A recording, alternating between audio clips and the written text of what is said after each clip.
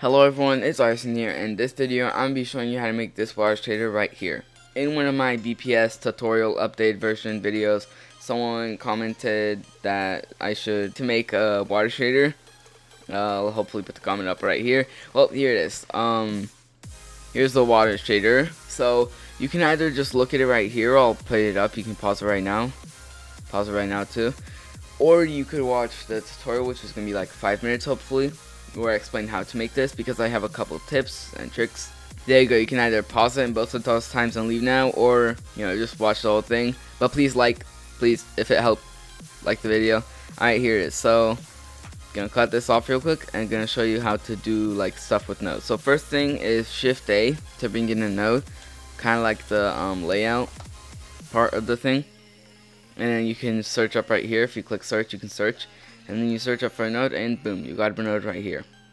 Connect this to the material output, and now you can do Shift D to duplicate the node and bring it up here. So I'm just gonna copy this because I can't exactly I can't think of it again. So then you bring in a transparent node and connect on the bottom of this. Connect this mix shader on the bottom of this. Now you can see the water's already gone transparent, which is pretty good, but it's invisible, right? Like glass, it's invisible right now.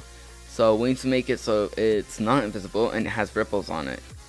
So to do that, also I would highly recommend you get the Node Wrangler add-on. It's free, comes inside Blender, all that. So just go into Edit Preferences and search up Node Wrangler and enable it. Oh, what?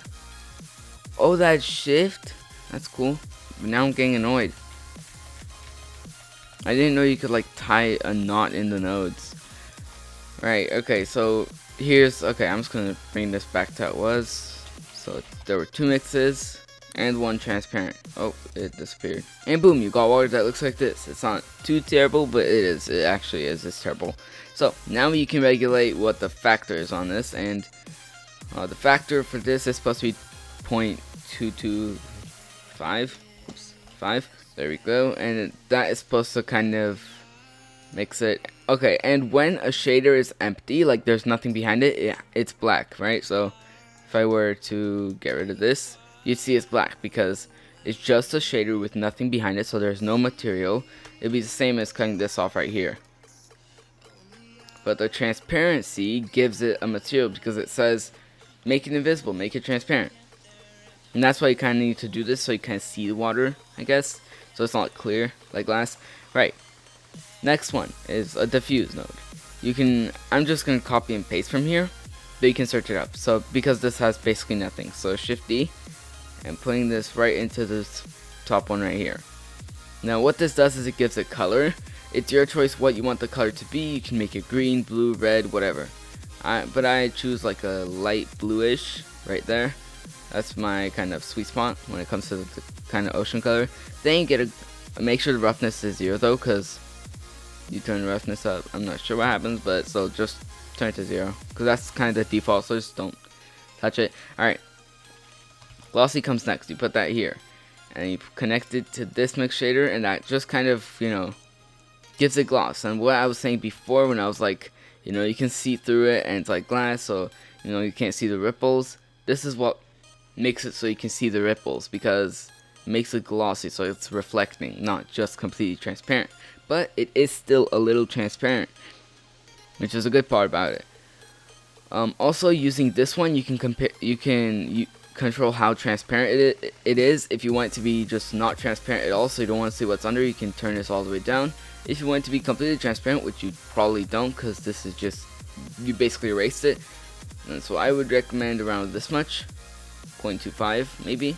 Yeah, it looks good to me. Or it's all based on preference. Then you go back here, and you can get a bump, which here it's pretty easy. It's just 0.1 and 1, and you connect this to the glossy. Glossy is normal. Remember, the normal for the glossy. The normal is basically what gives it the look of ripples. There you go. Make sure this is at 1. I'm just gonna scramble these to show you how to do this. So you click on this, you do 0.1. Instant click on it, 0.1. And you click on this and you just do 1. There you go. Next thing you're going to do is the brightness and contrast, which I'm going to show you what this does right here. So you connect this to the height, And it's not going to do anything now because this is supposed to be connected to noise texture, and I believe you can actually just connect the noise texture right off the bat. Let's see if I discovered something new. Come on. Okay, it reaches the same effect if you get rid of these two. I actually didn't know that, so yay, I'm discovering things. And you can also put it in, and you also need to put it in this mixture right here. Boom, and that created the water. Then, say you want to animate the water. This is where the node wrangler add-on comes in, because you can easily just click Control T, and boom, you already have a texture coordinate and a mapping one. If you don't know what this is, you basically use these to just control the texture. So see, if I do, so you just need to focus on location or rotation. You don't need scale, because scale just messes the textures up. Well, it scales the textures. So right here, location. See, if I move this, the water kind of moves, but it doesn't change in scale. If I took all of these, which by the way you can click and drag down to select all of them. If I took all of these, and if you hold, you can drag this thing. See, now there's very small ripples, but now there's big ones. So if you want to do this, you can, but if you're, also you should base this off of your scene. If you're doing a small little pool, then the ripples should be big to make the pool look smaller. But if you want it to be more like an ocean, make the ripples bigger, because oceans have much more ripples than a small pool. And there you go, this is basically this whole tutorial. Also with the noise texture, make sure to set the scale to 100. So if it's like here, let me show you what that does. It basically takes the amount of ripples down. But keep this at default of 100 so you know kind of your... Right, so here I kind of got jumbled in my own words, but what I was saying is if the noise texture is like at all different amounts, like you keep it at like 1, 10, 100, whatever, then you're not going to be able to like reuse certain amounts in the texture coordinate. So if you say in the texture coordinate a 6 is the ocean, then that will vary with the noise texture as well. So that's basically it. Set the detail to 2. What the detail does is it kind of makes it like you can make it look more like scratched glass over actually like water ripples. What roughness does is it's weird. Leave it at 0.5. Alright.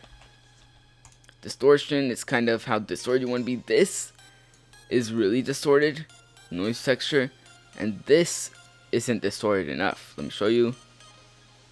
Actually, this is distorted enough. I'm just gonna change that back. That's kind of the sweet spot you want to find in between the really distorted and not distorted.